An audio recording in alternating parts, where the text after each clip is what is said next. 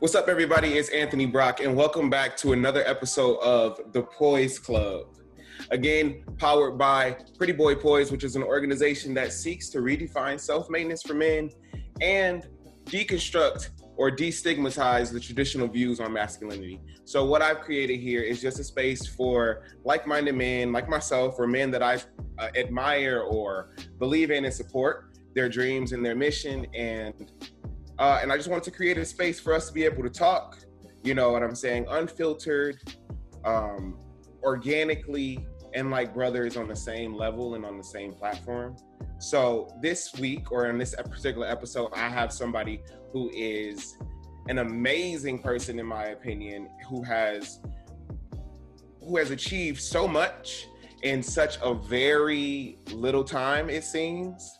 You know, it seems as though his growth is relentless. You know, he's determined to grow at all costs, and I consider him a very dear friend to me. He's given me a lot of opportunities, so I would be remiss if I did not have him on this platform. So please, without further ado, everybody give it up for Mr. Ken Walker. Thank you for having me. Yes. Just make sure you speak up, you know, Ken, so everybody can capture that goodness and capture everything that you got to say. You know, we don't want to have nobody out there missing the nuggets that you dropped for us today. So for sure. I've been told I project very well. Yeah. Okay, good. Well, good. Keep that projection up. We need that on this platform. But I just wanted to say, first of all, again, welcome. Thank you for being here. How are you doing? Doing well. Occupied, creative, can ask for more.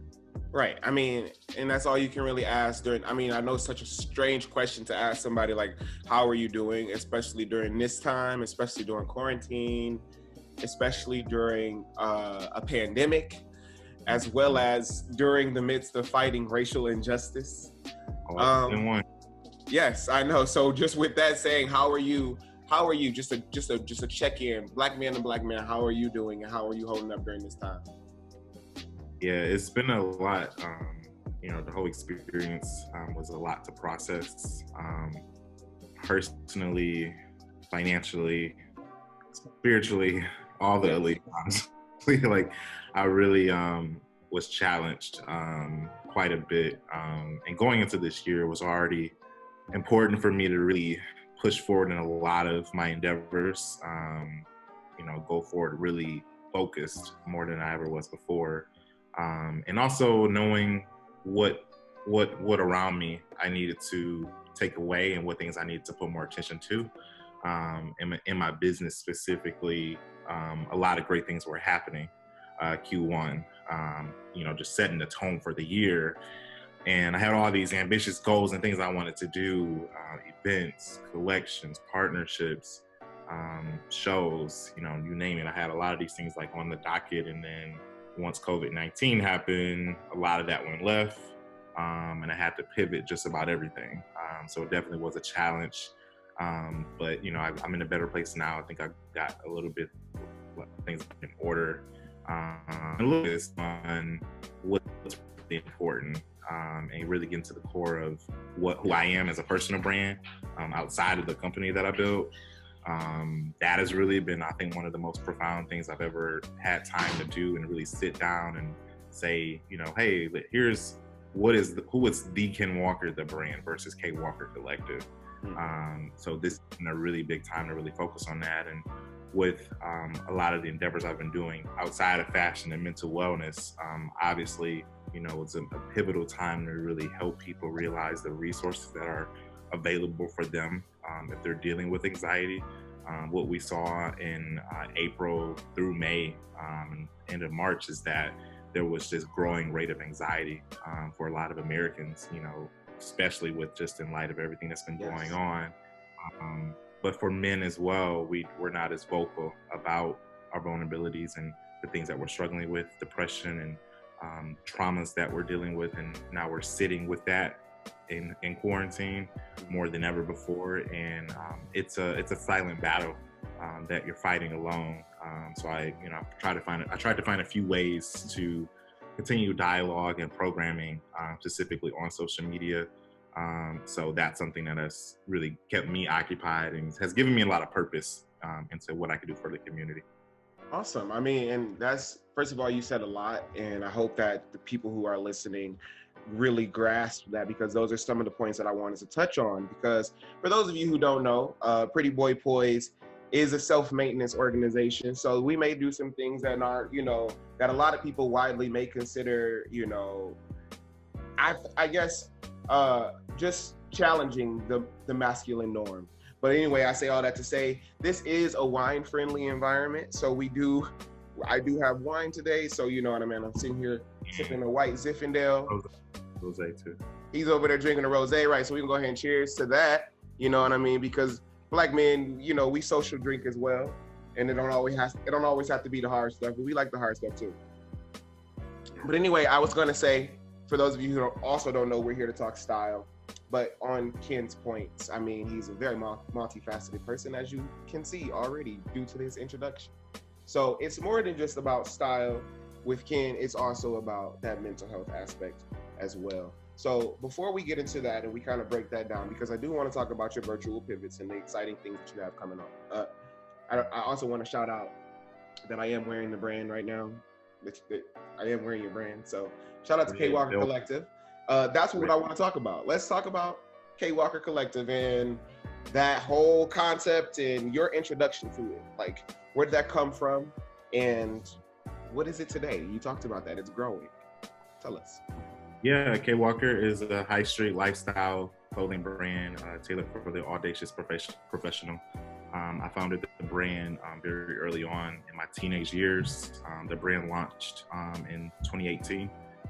This Monday was our 2-year anniversary since I've launched the brand. So that was a lot to celebrate and reflect on, and just kind of thinking of everything that's happened and manifested in just a 2-year period. It's really blown me away. And I think we get so caught up in the everyday lifestyle of an entrepreneur, and you forget the accomplishments and you forget to celebrate yourself, and it's important to be very grateful, celebrate the small wins, celebrate the losses, but just celebrate that, you took a step and a leap into something. And that for me has given me a lot of joy.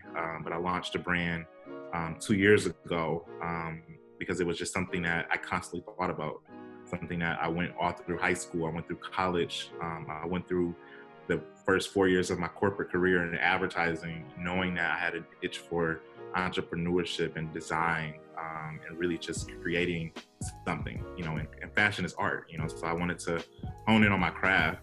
And what I've done in the past 2 years is tell a brand story. And I'm really excited for this year because I'm gonna dive really deep into the meaning of the brand. But I founded the brand around a core tension that I saw in fashion, specifically for men of color. I've grown up loving brands like Ralph Lauren, Marc Jacobs, Sean John, you name it. I mean, I love all of these incredible American designers, even the ones that don't look like me. But when I was developing my brand, I didn't want to get that stigma of like, oh, he's a Black man, so he's going to make like street rap t-shirts. And for me, I wanted to become a cut and sew designer. So a lot of what I've done is really shown people that, like, the last thing that you ever see me design is a t-shirt, because I want you to see different fabrics. I want you to see different fits. I want you to see a versatility and to a design language, and hence that's where collective came from, to have a collective of street comfort and refined looks that are tailored for the young professional that wants that. We as young professionals, we have redefined what that is. When you say professional and young professional, you're thinking of like, oh, it's someone who's early in their career and they're climbing up a corporate ladder. And it's like, no, the young professional is the freelance photographer who's going globally shooting content for people. It's the person that's developing social media campaigns for different companies. It's the entrepreneur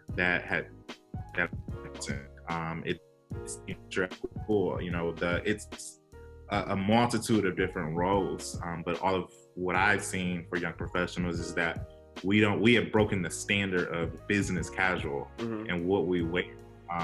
And we can be professional in athleisure. We can be professional in clothes that aren't, formal wear. So for me, that was what I wanted to create. And I started out the gate by saying like I wanted to show Black men in a polished light, and that was so important to me. Like I remember just stressing that to everyone that I was talking to before I even did any content. And I said, I'm going to handpick every man that ever wears my clothes, because I really want to make sure I'm embodying what I mean when I say tailor your true self, which is my tagline. And when I came up with that, it was really saying that we're always progressing. We're always working towards something. We're never done. And hence tailor, it means that you're making it bespoke for you. So you're going to progress by your own standard. You're not going to wait for someone else to tell you how you should progress, because success is an internal thing. It shouldn't be tied to an accolade or awards or praise. You have to celebrate yourself every day. And for me, that means I reward myself every day by saying I'm great. And what I wear, it brings it out. You know, we know how it feels to wear something that's polished, that looks good, that fits good, and gets people turning and looking at us and giving us compliments. I wanted the brand to essentially propel that, that you have the audacity to overcome anything that comes your way, but let these clothes be a vehicle for a well-tailored life, so that you can always go through your life doing that. So the longevity that I want the brand to have is like, it's not just like a trendy thing, like, oh, he made this blue velour sweatshirt. You know, right. I designed this years ago and people still wear it because I thought of what is a unconventional way to look at velour. What you're wearing, red velvet. You know, I had these concepts in my head for so long, and before I even produce them, I say, will it be timeless, or will people wear it next year? There were so many of the things I designed last year that I'm glad I didn't put out because they were trends, you know, and I was calculating that. I was like, you know, hey, we'll design it, but let's see the pulse of the market. So the brand is really expanding in that way, and I want to create Detroit's first lifestyle brand. And I want it to be a staple here in the Detroit area. I want my flagship store here on the Avenue of Fashion is something I'm working towards. I'm working with local retailers. Detroit is New Black was my first partnership. I'm looking forward to just future relationships. I've done fashion shows all over the Metro Detroit area, and had my first showcase at New York Fashion Week last year. Yeah, so again, obviously the listeners, I'm pretty sure if you're not blown away, you know what I mean, by this man, then I don't understand what you're listening to, because that is exactly the caliber of people that I'm inviting on my show. You said a lot in your last statement, and I just wanted to go back and kind of like break that down and kind of deconstruct some things, right? And one of the things that you said was you like to handpick, you know what I mean, your models, or the males who are going to, or even the females in some instances, who are going to garner or garnish, or whatever the word, garner your brand. Is that the word? I believe that's the word. Who are going to represent it or kind of like promote it for you. I think that's a very interesting concept, you know, because a lot of times people would call that, you know what I'm saying, exclusive, but in some instances, other people would call it an executive decision to, you know what I mean, promote my business in the best light.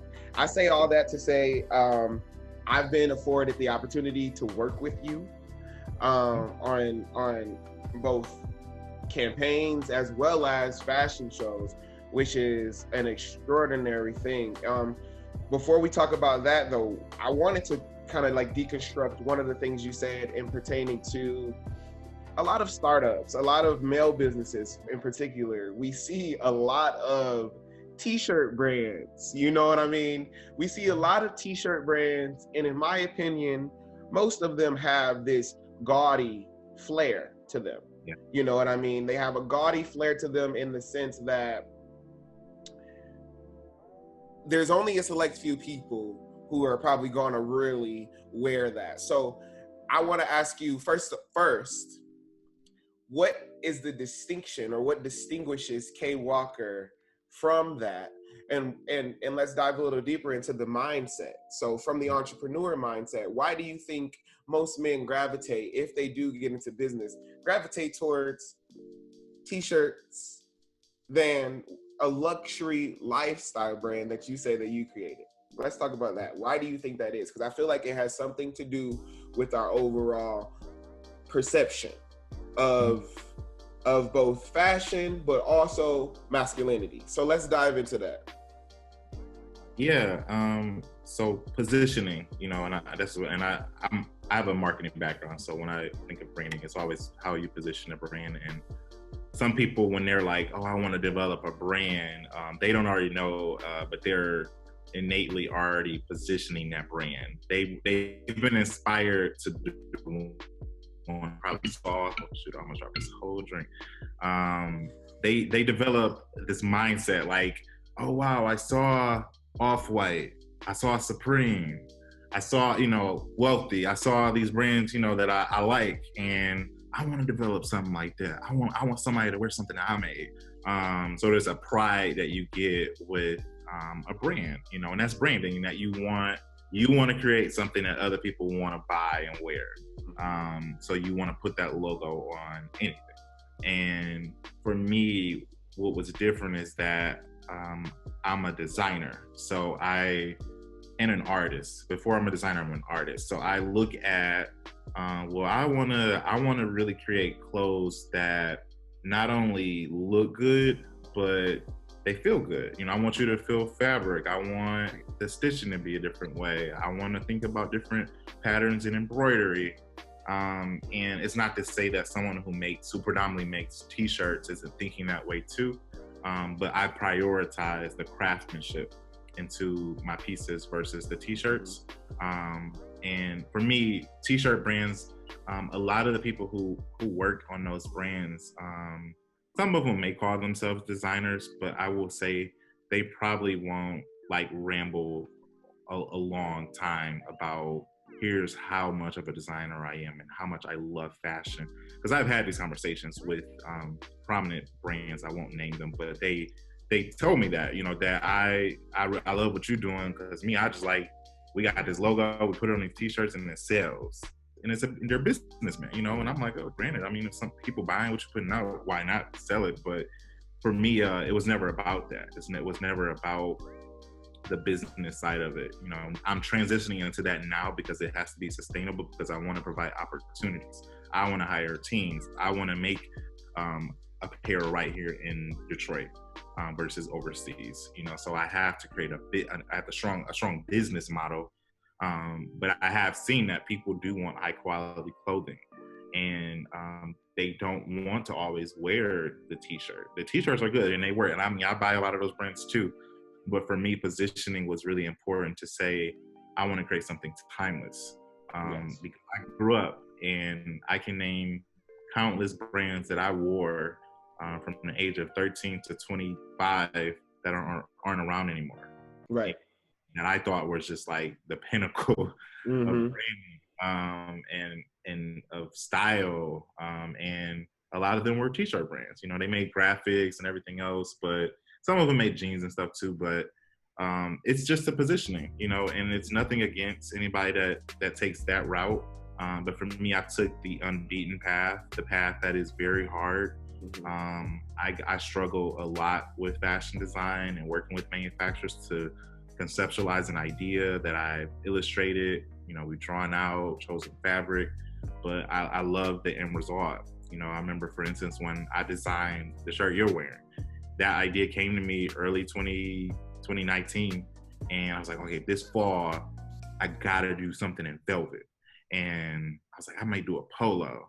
And I remember when I was designing it, I was like, I want a retro look. I want something that you didn't feel was too refined, but hey, I could be versatile with this. I can go out with my boys and wear this for drinks. I can go in front of this speaking engagement or this community effort. Still look good. So for me, it's a mindset in how you position a brand. And I think that makes me a lot different than a lot of those other brands. Yeah, I was definitely going to say that. First of all, and I was talking about that with Desmond at one point, Desmond Dunn. I was just talking about how you're essentially creating life when you're creating your business, and you want to make people feel you through your business, or feel whatever it is that you're trying to convey through your business. So yes, as a customer, as a model, you know, I'm over here like, yes, this feels good. It feels snug. It feels soft. You know, like I rarely wear this, so it's definitely like a specialty piece. Even I also have that velour that you have on. It's a special. They're specialty pieces. I literally just had to go back to my parents' house and realize I had the shorts to that piece at the Yeah. house. At my parents' house, I was like, "Give me these," because I got the sweatshirt, you know, the crew neck, but Right. I need the shorts to complete the look one of these cool summer nights. Okay, but like to your point, again, it's about the feeling. But I also like to your t-shirt point, I was just thinking while you were talking about it, it's all about positioning, but then the other word that was popping up in my mind was scope. It's also Mhm. about our scope. It's also about what it is that we see, where we are, and you know what I mean, in our position. So from your position, you have a scope, right? Mhm. You have an audience, you have a demographic that essentially you're trying to reach, and you also have an understanding of the work, right? According to where you stand. So Right. I wanted to say, so let's talk about that a little bit. You talked about your marketing background and things like that. So Mhm. have you always, I mean, obviously, do you think that people just become this learned individual about an industry, or do you think they always have it in them? And I say that to say, have you always had this in you, that attention to detail and that refinement? I think I've always had it, but more and more of it was revealed to me the more I grew in my career, in my education, even before my career, but in education, just learning about branding. I went to Michigan State University that has the best advertising and communications program in the world. That I got to learn the psychology around why we gravitate towards one brand over another, but also all the work that goes into a brand in their positioning. So I really was fascinated with strategic planning, which is more of the research and the strategy behind campaigns and marketing and advertising. And I remember sitting in those classes.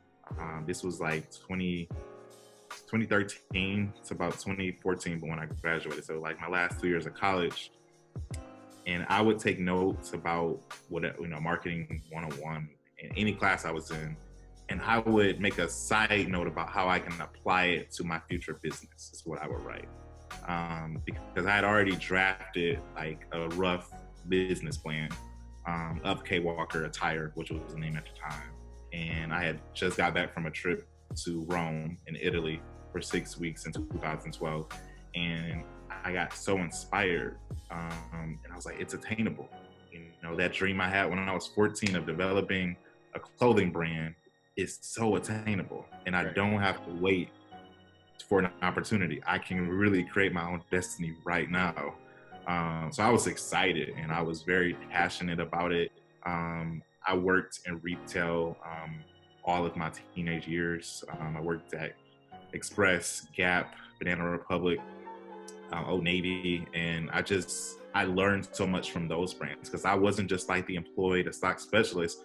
I researched the company, like who's the founder of Gap? How did they start this company? Oh, he started with jeans, and then he went and opened up this whole empire. You know, Right. so for me, early on in 2012, when I was sitting in my dorm room, I remember writing all of these ideas for this brand, and it has really blown me away of how I've applied all of that learning. And when I went to my advertising career, I got to work on very renowned brands. My first brand I've ever worked on was Cadillac, and to start off with a prestigious brand like that, the brand that has so much heritage and it's a luxury brand, I just think that happened in divine order, because I got to really learn from a global scale how to position a global fashion brand, because what I did on Cadillac was I looked globally at their competitors. They were really competing with German automakers like BMW, Mercedes-Benz. And I did research on those brands, and they all tied their brand to very prestige things. And for instance, Mercedes has always partnered with Fashion Week, And New York Fashion Week was known as Mercedes Fashion Week for a number of years. And when I worked on Cadillac, we actually built a campaign for the 2014 Escalade with GQ magazine. So I was like, I'm getting to apply my passion in this work. And then Cadillac became an official sponsor for Men's Fashion Week, which had just started in 2015. It was the first time you've ever seen Men's Fashion Week. So fast forward to 2017, I had the itch I was like, I have to launch my brand. And I thought I was incompetent at the time. I applied for fashion school in LA, went out there.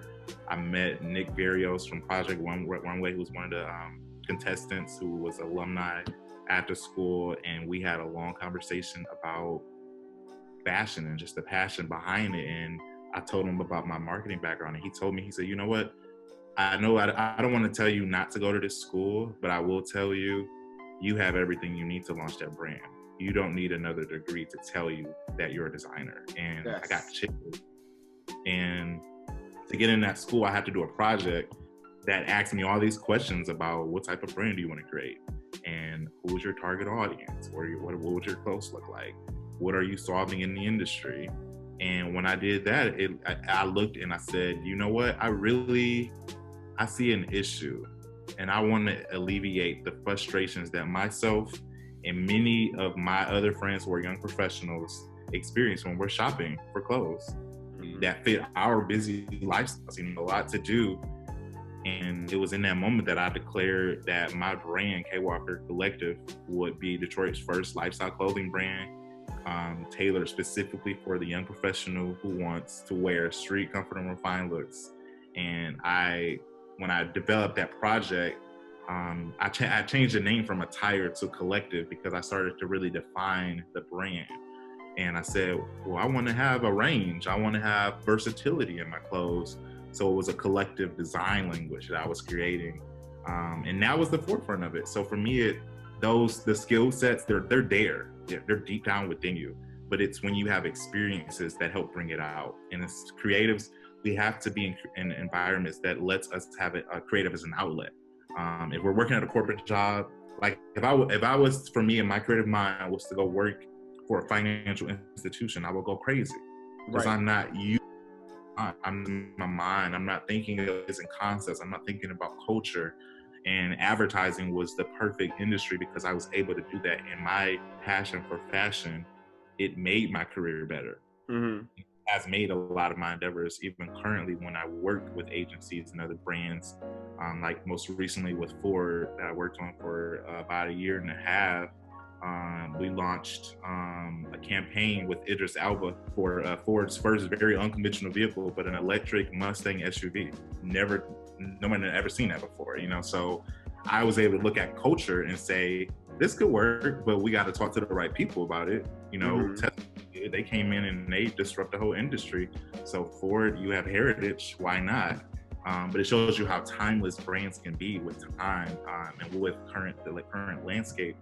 And I was thinking about my brand at the same time. I said, you know, I want a brand that can roll with the punches and whatever this world brings and how culture, what people wear. Even most recently, I pivoted. I never knew I would have made the face mask. And even last year, my design and logistics coordinator, one of my assistants, he brought that idea to me last time. He's like, you know, we should make masks. I'm like, kind of trendy, kind of streetwear. Like I kind of just thought it didn't fit my brand. It was trendy at first. It did seem like it was a trend, and then we didn't really need it so much. But yeah, people weren't wearing it for protection. They were wearing it just to don a brand's graphic and stuff. And but I pivoted and I made face masks. And I was like, you know what? When I make them, though, they got to be true to my brand. And if I'm going to do them, they got to be like good quality. They got to look good, and they got to complement things I already have. They can't disrupt my whole brand. So I was like, you know what? We're going to make a blue velour mask and we're going to make a black velvet one. I remember he was like, okay, you know, because I told him, like, you know, I want quality and it has to be true to my brand. So I've been really just amazed that, you know, when you stay true to like where you start, but let that be your decision, like how you make decisions. Like I don't let too many people tell me what I should do with my brand because I know already innately it's there. It's in my heart, in my mind. You know, I don't take a lot of unsolicited advice because I kind of just listen like, okay, thank you, but when did you launch a global fashion house? So how can you tell me what I should do with mine? So you can't, but some people get tripped up, you know, because people set their own limitations on you because of their own limited beliefs. Mm-hmm. For me, I don't need someone to tell me, unless you are Ralph Lauren, Virgil Abloh, Kanye West, Marc Jacobs, one of those guys. Thank you for your insight, but I'm good. I respect that 100% because sometimes you do have to kind of like filter out all the noise because everybody is a critic and very few people have credentials. And that's just basically what you just said. There's a lot of critics without credentials. So that kind of goes in one ear and out the other. But just to kind of recap a lot of what you said, because again, I mean, you offer at this point in your life, and that's what I said in the beginning, you've grown in such a relatively, small time. And I think that's because of what you already came with. You know what I mean? A lot of the times people grow into an understanding. And of course, we're all growing into an understanding every day. But I think a lot of us start off in our paths and in our careers and in our fields with a different level of understanding. And you already had a different level of understanding. And the world is really just being introduced to you. You know what I mean? You've always been this person, and I can say that from experience because I've known you for years. We've gone to high school together and beyond, participated in all these shows, all this good stuff. So like you've always been this person with a certain amount of gravitas. You know what I mean? So I think now you're finally starting to reach the people, or the people are finally hearing you. You know what I mean? Yeah. But a bit of what I heard you say as well was about experience. Like if people don't take anything away from this conversation, I think what they should take away from it is the fact that you've experienced as much as you've experienced. So again, going back to positioning, it's already clear. First of all, like I said, we went to high school together. I'm pretty sure you had a knack for fashion then, and we talked about that. You did have a knack for fashion then, you know what I mean? So you were already positioning and aligning yourself. And that was the cool thing about going to the Detroit School of Art. Shout out to it, because I was doing this exact thing right here in high school, because I was already positioning and aligning myself for something that already made me happy. So that was the thing about going to a performing arts high school. We already had our focus. We already had our juice. We already knew what we wanted to give our energy to and what we wanted to kind of like devote it to. So no matter where the path took us, we all kind of like align or fall back into what we knew in that experience. So when you talk about experiences, I think it's essential for any designer or for any artist out there to, you know what I mean, take that seriously and continue to align themselves with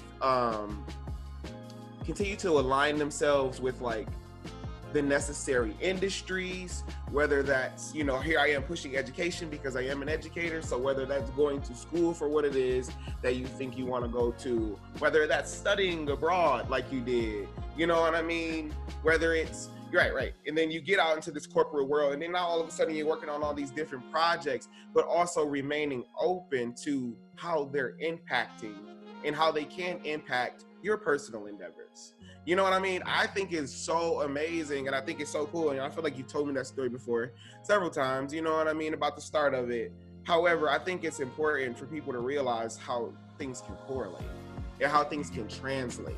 You were talking about working for on a luxury brand with Cadillac. You're talking about working with a luxury car brand. These people don't make clothes, essentially. Every now and then you can go into Foreman Mills and see a Cadillac logo on the shirt. But for the most part, I always been a part of that. Listen, I didn't make those shirts, so in case y'all see one, I didn't. Okay. So like, you might see a Cadillac shirt every now and then, but Cadillac does not make shirts mainstream.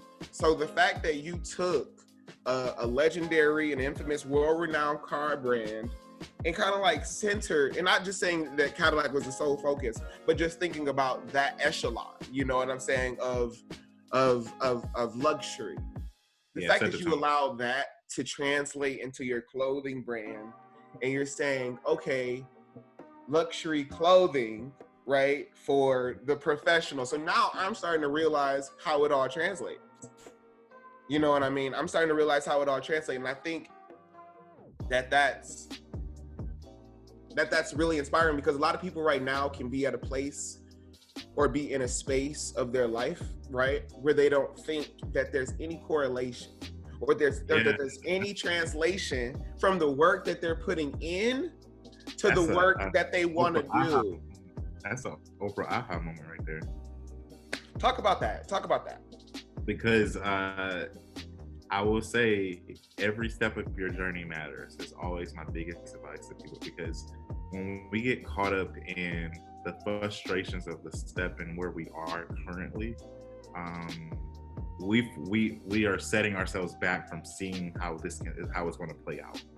So it's kind of like, you know, if you read Think and Grow Rich by Napoleon Hill, like the man who was only by 3 feet away from striking gold, but he stopped because it was so frustrating digging for the gold, and then he made it easier for the other strangers that walk by, like, oh, it's a hole built, what can be down there, let me dig. He made it easier for them to dig, and then they struck gold. So I tell people, you know, embrace your struggle, and find purpose in what you're doing with right now. Look at the obstacles, but also know that they're a part. They're going to build perseverance, and that was something that I've endured. I've endured a lot of perseverance, and I still do currently. You know, where if I don't get up every day and do something, you know, I'm telling myself that I don't believe that this is going to play out well.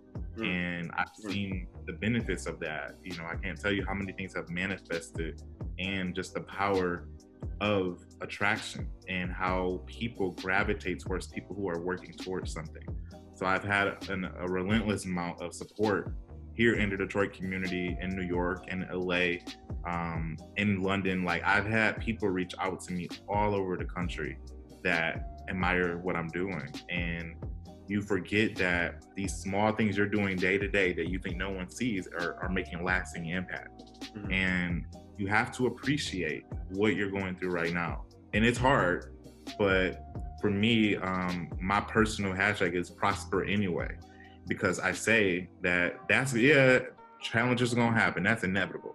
Right. You know, it's gonna happen. Things are challenging, but it's like, how are you gonna respond to them? What are you gonna say to that challenge? Like, okay, challenge, I'm gonna feel this. I'm frustrated right now. I got a lot on my plate. I'm burned out, but there's a reason for this. You know, there's a reason for this. And sometimes it's testing you if you really want it.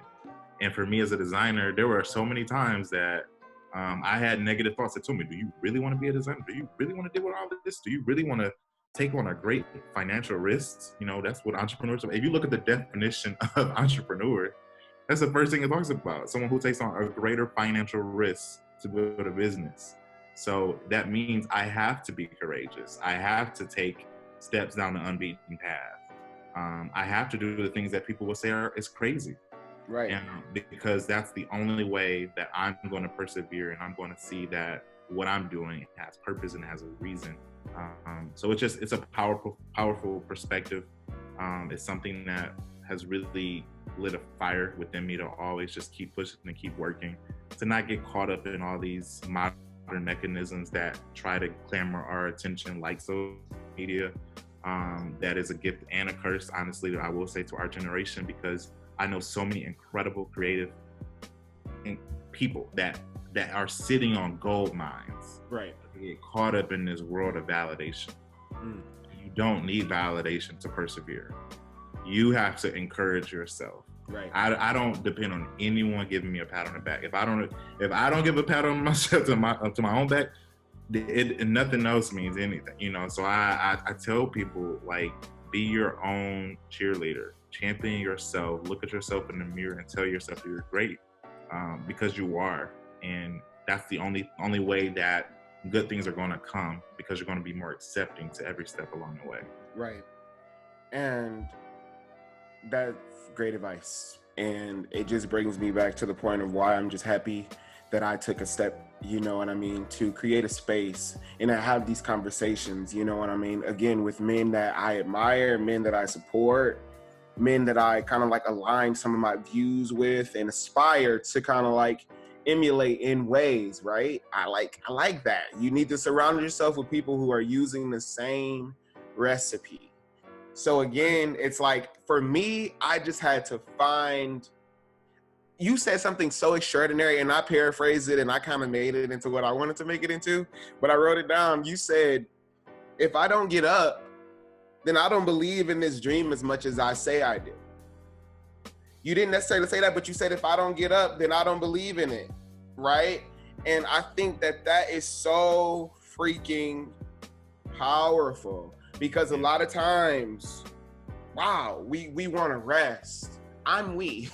Sometimes we want to rest. We want to lean. We want to push it off. Again, today, I even had the slightest thought, but I could never do that to somebody that I admire and respect their professionalism. I was about to be like, you just want to do this tomorrow? But I'm like, Anthony, why are you about to push it off until tomorrow when you can just get it over with today? You know what I mean? You can just get it over with today. Stop leaning on, oh, I don't think I'm as prepared, or stop leaning on, because those are the doubts that fill your head, right? You think, oh, maybe I'm not prepared. Maybe I should wait a little bit longer. The next thing you know, you just continue to evade and evade and evade. And then you ultimately produce what? Nothing. Mm-hmm. So there is nothing produced. There will be nothing produced if you do not get up and continue to relentlessly go at your goal. You know, and you talked about financial risks. Sometimes that is what it involves. And I personally know from experience how hard you work. So like, people have to understand that duality. So I think as millennials, obviously we all aspire to be the self-made individuals who, we don't have 9 to 5, we don't clock in, we don't do this, that, and the third. But I think we can speak to the benefit of having that duality, having this source of income that's funding the dream. So can we kind of like talk about that duality and what it means? Or is it possible for people to have a day job and still pursue their dreams? Mm-hmm. I'm a be a living witness to that, because it depends on how big a vision is. Big visions are expensive, and especially in 2020. And we know when it comes to reaching people, there are so many things we have to do. Marketing is a whole beast within itself, outside of everything you're doing with your business, but to reach people the right way, and the investment, the time. So it goes beyond just monetary, but it's the time you have to invest into it. But what I've always prided myself is to always be sustainable. So this is not what I've heard people say, passion project, which I hate. And I say any entrepreneur never wants to hear what they're doing as a passion project, because it's a business. I have an LLC. I pay business taxes every year. I have a business. Whether that's paying me a salary or not, I have something that's functioning, and it's a business. And when I stop, and a good way to put this is, like to my point about marketing as being its own piece, is that when you say I have a brand, and you hear people say that all the time, like, oh, I have a brand, I do this is what we do. When I had to tell myself, I was like, I have a company. So I have a lifestyle clothing company. K Walker is the brand. K Walker Collective is the company. It's the LLC. It's the structure. It's, you know, how we price our products, how I work with manufacturers, how I do pop-up shops. And when you look at it as a company, your mindset changes, because you're like, okay, it's a company. I have to hire people one day. So I need to maybe not, when I do that pop-up shop, be letting people just cash at me. No, they need to go through my online portal. I need to give me an e-reader, so it's separating from my stock, so that at the end of this quarter, I can look on the portal and see all of my sales from January to June. You know, it's something I had to do, you know, because I was just like, I need to see how does my business going? You know, how much money have I generated? How much did I put into it? But what was my ROI? Right. What do I need to ship? Should my prices be higher? Should I probably try to limit my shipping costs? Right. You know, it's a business model, and the brand is just how you talk to people. It's what you do. It's the logo. It's, you know, the events you do. It's the photos. It's the models. That's branding. But the business, that's a whole nother side of what you're doing. You know, and I think a lot of people get caught up in the brand, like, oh, I want to do a t-shirt brand. We got a logo. Then put on a t-shirt, do the event. Let me get all my friends to wear it. Right, Nothing right. against it, focused on what? Just the branding of it, like that. And then they're not challenging themselves to like, this is a business. So let me think about, okay, I know how much it costs to make it. I know how much time it takes me to develop the design. I know how much the fabrics are. So, hey, this needs to be my price so that I'm making an actual profit margin. Right. With profit margin, I can look at all my sales and then I can use that and invest it into my business. I can go buy more product. I can pay my intern. I can pay myself something. When I tell you, like, the last year for me is where it was huge, because I had to, let's say, like, I'm not doing this for fun. Right. I'm doing to create a living for myself and for others. Your dream is tied to other people too. And I believe that God never gave me this vision to just be sustainable, to be wealthy. He gave me this so that I can provide opportunity. Right. So even recently, I partnered with my alma mater at MSU to provide one student with a digital marketing internship. Because I didn't have that experience. I didn't have like dope fashion brands in the Detroit area communicating to me like, hey, we want students to actually come for the summer, work with us for 9 weeks on a fashion brand and do what you're doing in class, but I'm giving you an opportunity to apply it to something. Because what I saw was like, oh, it's just the local agencies, like local mom and pop shops, like smaller companies near the college. But if I'm a student that goes to MSU that loves fashion, art, and now I have an internship I can do over the summer while I'm at home, and then go back to school saying, yeah, you know what, I worked on K Walker Collective. We did digital marketing. I did these things. So that a lot, when I think of it as a business, I'm able to look at that as an opportunity. I have one intern that's been working with me since last year in February that has done a lot.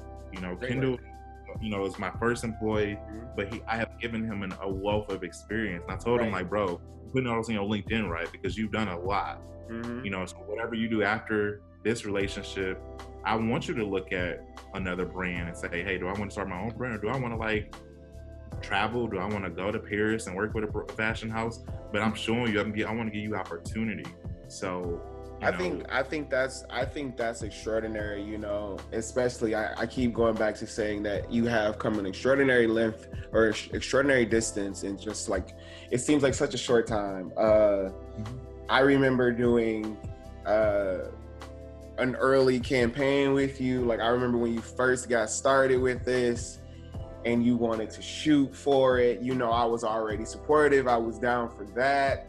So we did so many different shoots, and then I watched you have your own showcase. I watched you have your own showcase that I got a chance to be a part of. That was absolutely extraordinary. Again, Extraordinary Models were a part of that too. And then I even had the distinct pleasure of being in, like you mentioned earlier, New York Fashion Week. Like, I don't talk about that enough. I don't think we talk about that enough, but I mean, yeah, it was an experience, and it was a first experience for you as a designer with a line in it. And then for me as a model, as somebody, what? You know what I mean? So when you talk about stepping out there, I think it's really important to have, this type of support system. Again, surround yourself with people who are using the same recipe if you want to achieve things, because if I'm gonna work hard and I know you gonna work hard at what you gonna do, then there's nothing that we can't, then we're a force together. And I think that that's something that we recognize, what I'm saying, in our friendship, is that, you knew that you could call on me, you knew that I would be there for it, you knew that I was gonna try my best to get it done. And this was me, again, taking a chance on my dreams, trying something and stepping out of the box, walking into modeling, and then being in New York Fashion Week in my first year of really taking modeling, like, serious. And now here I am in New York Fashion Week. So you don't understand what that opportunity means to me. Shout out to Kendall, yes, because he gets the job done, but then shout out to everybody else who has had an opportunity to work with Ken and K Walker Collective, because yes, it's transformative. And I just wanted to go back to, so thank you, first of all. Oh, no, you're welcome. Yes. And I wanted to go back to you saying, you said some great things again, just to recap, and we're going to wrap it up soon, but you said the LLC, it's not a passion project. I love that. You're talking about affirmations, and then you said, I have a company. I love that. You know what I mean? Because now you're not you're calling it what you want it to be. You know what I mean? And Absolutely. you're essentially manifesting that. So then, and then you went into something that I recently saw you post about, which was your internship opportunity with MSU. I didn't completely understand it at first because I didn't know what I was looking at, but I knew that it said digital marketing intern. I didn't know what the organization was about at MSU or anything like that. But how does it feel now? And then here you go telling people to put it in their LinkedIn's and all this other stuff. How do you feel now to be that accredited? Man, it's still, for me, I have to pinch myself sometimes, but I'm living my dream. I think that's the best way to put it. Get you. But yeah, it's humbling, honestly. But that's a part of my vision. I'm supposed to help other people, and help advance other people, and it's just opportunity. Right. And you like a lot of the models that you modeled with in that first show weren't professional models. It was the first time being in a show, first time being on a video shoot. I had a Detroit Phoenix Center. It's a local organization in Detroit Courtney that helps provide homeless youth. Courtney Smith, the founder, another DSA alum. But I built a relationship with one of the young men that's a part of her organization that she helped, Shahid. He was homeless at one point, and first Courtney had reached out to me just to help. Actually, I reached out to her to donate some clothes. And it was around prom time in that year, it was right before my show. And she said, "Hey, I have a special request. Could you help him go to prom? He's really down. He doesn't want to go to prom because he doesn't have money to buy anything to wear. He doesn't have a lot of support. He doesn't have a job. And, on top of me going to meet with them, I gave him crates and crates of clothes that I haven't worn since college. But then, I built a relationship with him. I took him to my barber, got him a haircut, went to buy him a nice look for prom, nice black blazer, not blazer, but a vest, crisp white shirt, a bow tie, slacks, and some Kohans. I splurged. Yeah, I remember that. You got him real fresh. I definitely remember that.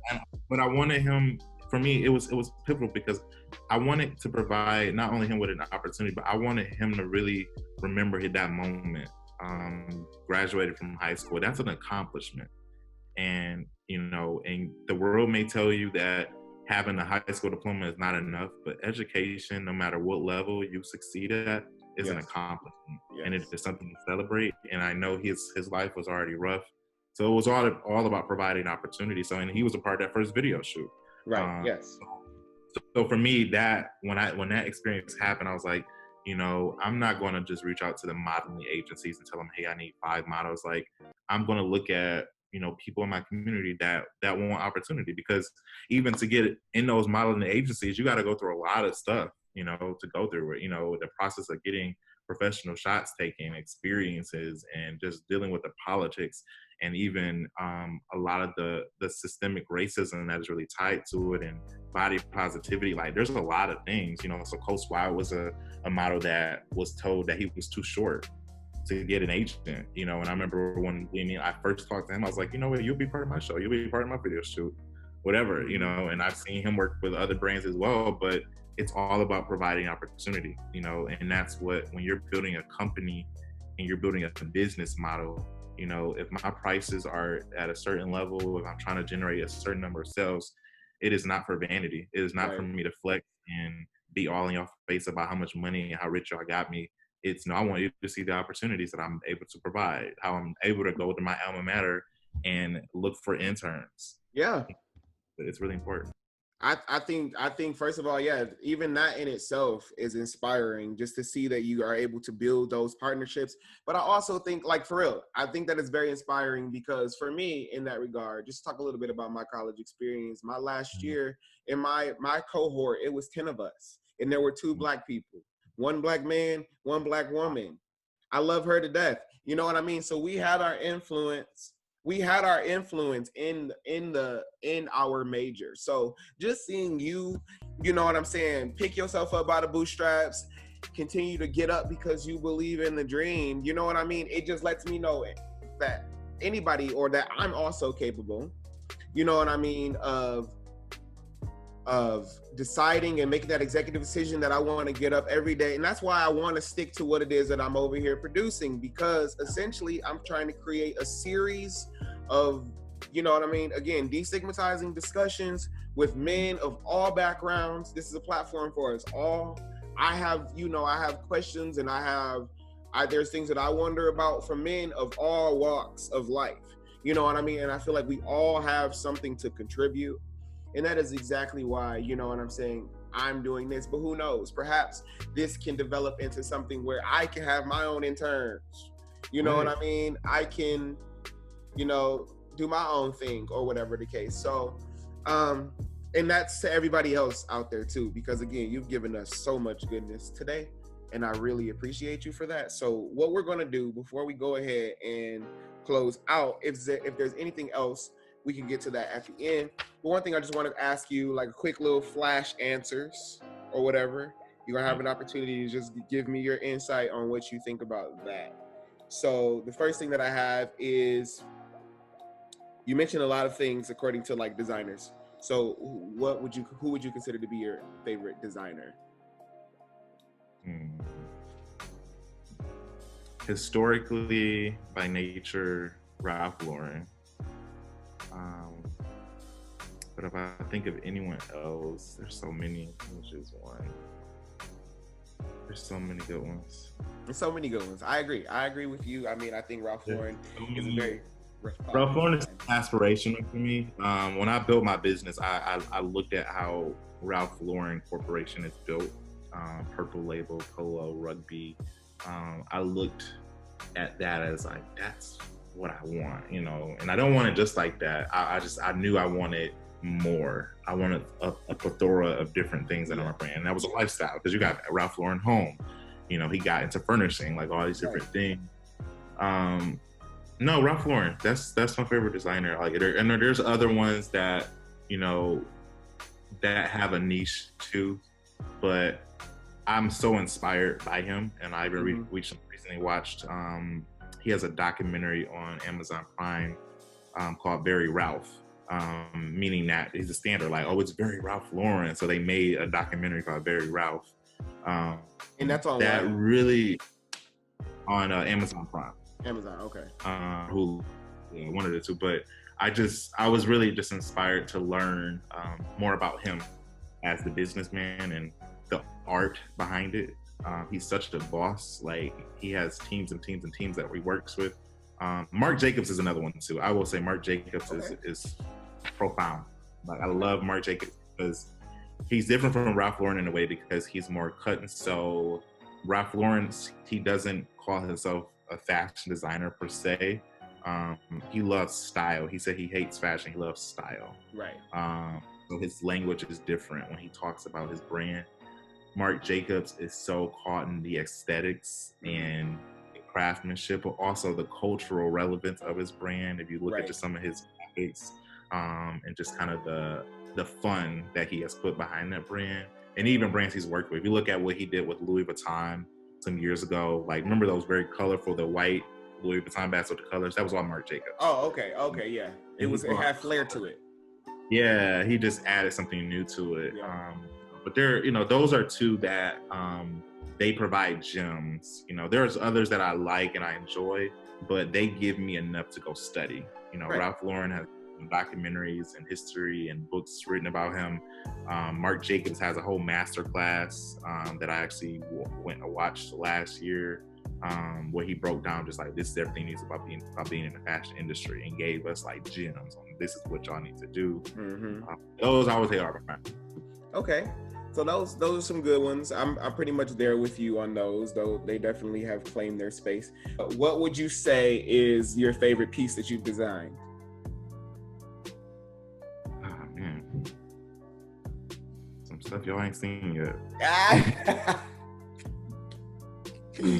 Man, like it's some stuff y'all have not seen yet. But so far, I will say, just to be fair, one of my favorites, I love, oh man, That's keeping hard to even think of just like the last 2 years. I'm trying to think what was the most challenging to make. Man, it's really hard. It's not easy because I love them all because they all have a purpose. They have a story behind it. Right. And I'm hoping to do some more like that, the behind the scenes footage. There will be like a content series that people will see maybe this fall where I kind of talked about just all the designs and just what goes behind all of this stuff.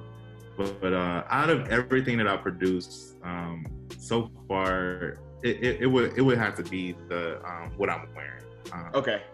The Blue Lord sweatshirt, the shorts, because it made me think of my childhood when I loved Sean John was a brand I grew up loving, and I remember I had this one of the first things I ever wore that I felt like amazing in was this power blue Sean John sweatsuit that my grandma wore.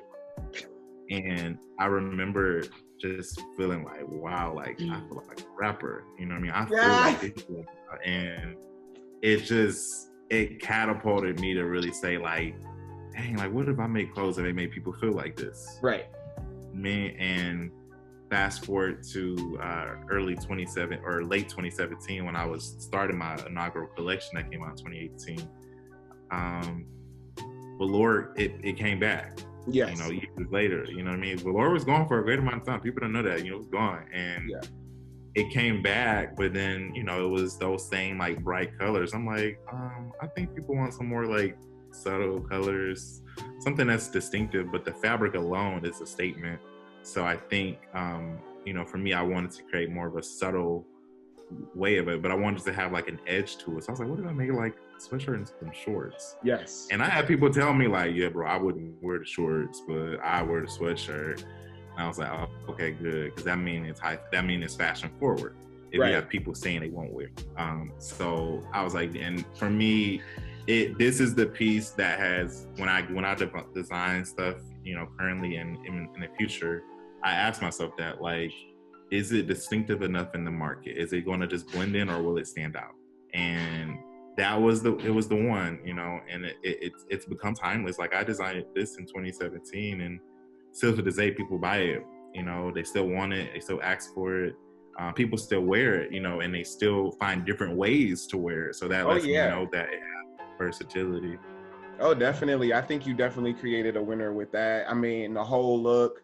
It's whoever doesn't like the whole look. I mean, that's okay, because I will wear the whole look, and I have worn the whole look, and it's like it's very, very comfortable. You don't think about it. Like I said, I can't wait to wear it on like a cool summer night. It's great for like a cool summer night or like a cool, you know, spring day or something like that, you know, so you can really wear it. Okay, so now the last question for you would be, if you could style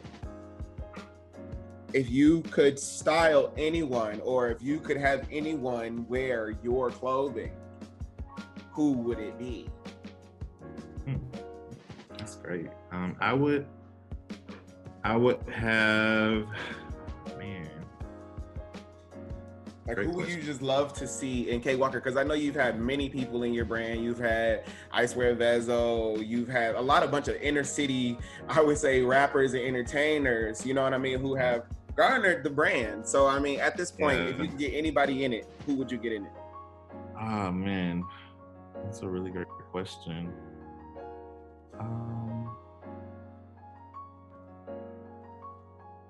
Great question. Really great question. I'm thinking of somebody really good. I'm going to go with Kendrick Lamar. Hey, that's a good choice.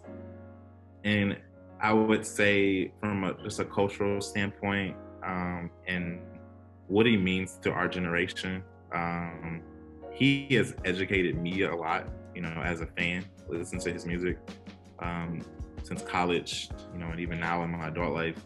But he embodies to me so much of what I aspire to bless people with in my rhetoric, and but also taking an unconventional path, being courageous, being in your own lane, but also just being very true to his culture and being Black and being proud of it. I just really think that he is one of the few that I really look up to in that regard. And just even outside of just his music, just what he stands for. Yeah. And his name starts with a K, so it works perfectly. Nah. Okay, well, that would make you like a nameist. If that was a thing, you're a nameist because you just people. You gotta have a name with a K. Oh, yeah, Kelly you Rowland. gotta have a name with a K. Okay. West, like everybody with a K. I understand. Well, guess what, man? It's been an amazing time. I've had an amazing time, and obviously we can talk for forever because we've done that. And we definitely will chop up more on some of the instances or things that you may not have talked about today and the things that may come out afterwards. Definitely love to have you back in the Poise Club. You are officially a man of poise. You have distinguished, or you have exemplified the poise that here at the Poise Club and Pretty Boy Poise we're essentially looking for.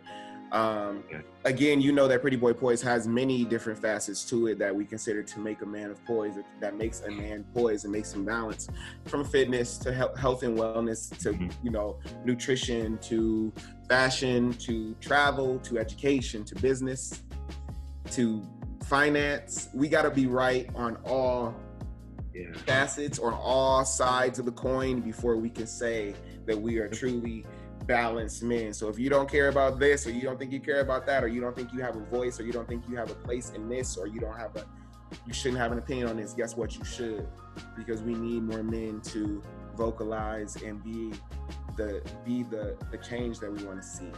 And Ken, you are doing that. Because of you, I am doing that.